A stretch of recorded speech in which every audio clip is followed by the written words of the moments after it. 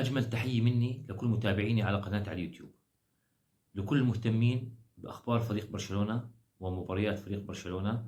بدنا نتعرف على أجندة فريق برشلونة في شهر اثنين، يعني من اليوم اللي هو التاريخ 12/2 لغاية نهاية شهر اثنين راح يكون هناك 3 مباريات لفريق برشلونة.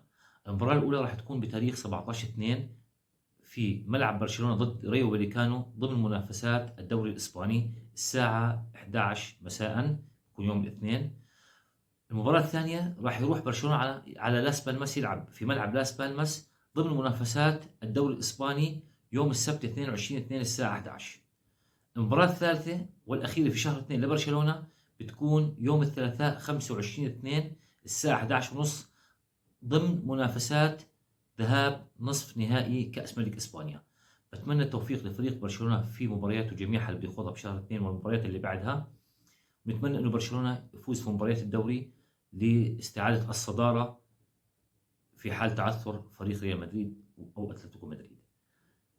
ومباراة الكأس اللي هي ضد اتلتيكو مدريد نتمنى فوز برشلونة على ارضه بنتيجة كبيرة عشان يلعب مباراة الاياب وهو مرتاح ويحسم تأهله للمباراة النهائية من بطولة كأس الملك من ارضه.